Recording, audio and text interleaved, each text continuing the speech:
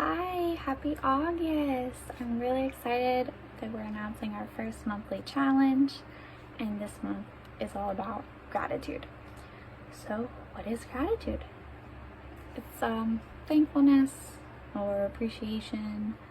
I'm just gonna add this disclaimer that a lot of the neuroscience research is still new and ongoing. So I'm gonna tell you what I found, but don't be surprised in the future if there's a lot more added to it. So, gratitude is really closely associated with life satisfaction. That's what they found in the studies. And not just American studies, they did studies in Taiwan that said the same thing. And interesting about gratitude is the parts in the brain, a lot of these studies were MRI studies, so they were studying brain activation during these things.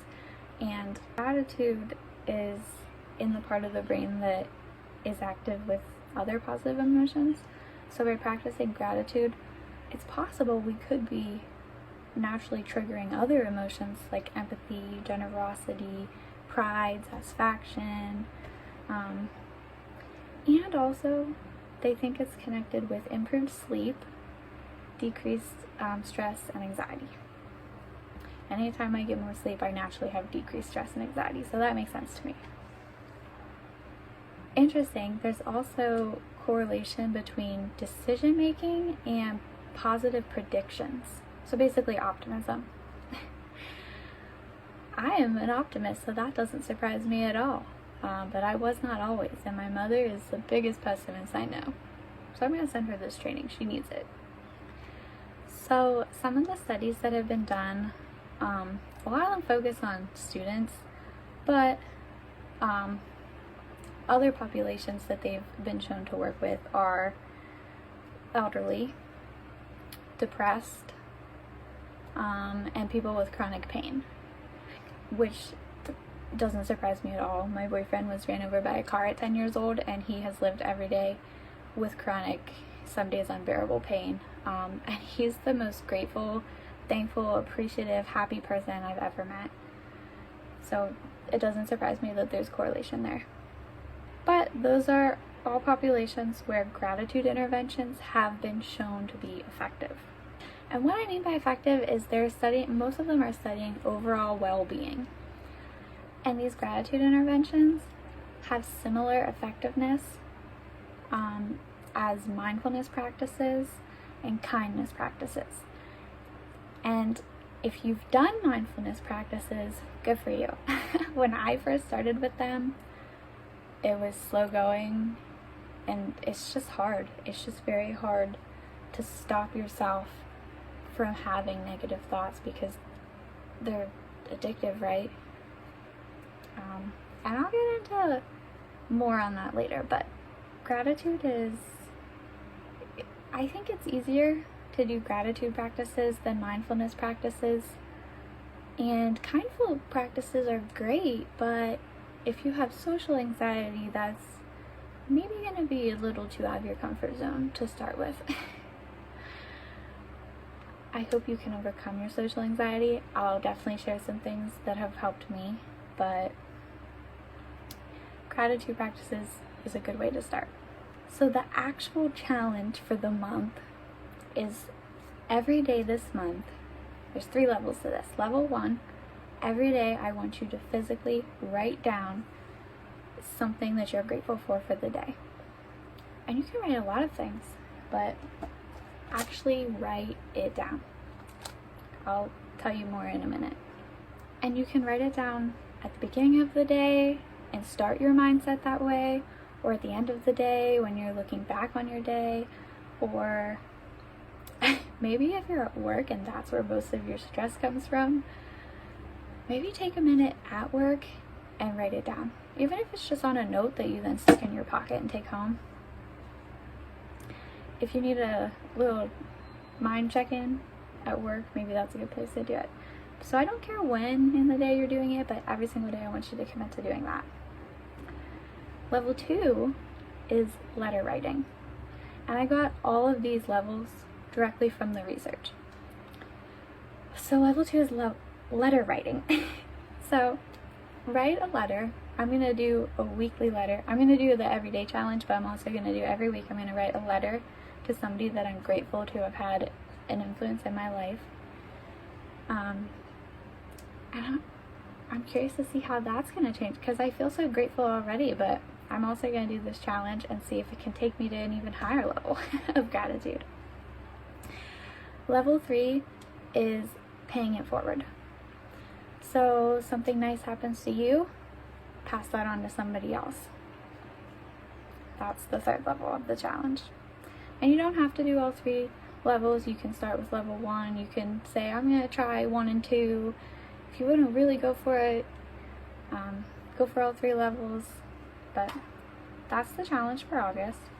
So why write it down? Why am I actually making you write it down? Because in the studies where they had groups who would write down gratitude journaling versus the studies where they didn't have that happening, the studies where they wrote it down, they had overall higher well-being scores, and the effects of it were prolonged compared to the group that wasn't writing it down. Plus, when you're adding in the element of writing, you're just activating more neurons in the brain because you're adding in the motor capacities. So let's say you don't have depression and you're like, why would I do this challenge? Well, another study compared gratitude journaling to neutral journaling and also negative journaling. But the gratitude journaling group, again, had way higher well-being scores than not only the negative group, but the neutral group is too. So it's not enough to just not be miserable. You want to actually go that extra step to being grateful and happy. Final thought, what we surround ourselves with matters. So there were also studies where they made people actually practice this stuff, but then there were studies where they just exposed them to it. So they put them in an MRI chamber and they'd read them stories of other people who had experienced gratitude, a story where something nice happened to them and they were grateful for it. And just hearing those stories activated all the same brain areas as people who are doing gratitude practices. So make sure you're careful what you're surrounding yourself with. I remember the day that I went on Facebook and I unfollowed like everybody, and it was amazing. And all of a sudden, all I saw was animal videos that made me really happy. I didn't unfriend everybody, I just unfollowed them. It was election time too, so I definitely didn't want to see my friends arguing about political posts every single day. So, there's the challenge. Make sure you're doing it for a full 30 days. I know there's 31 in August. I'll skip today since it's already late on the East Coast, but for the rest of the month, all 30 days, I want you to commit right now to doing this.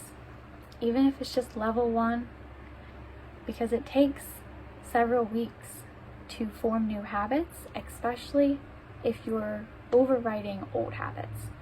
So commit to this. Say to yourself right now, maybe if you're gonna journal, you're gonna do like 1, 2, 3, 4 all the days.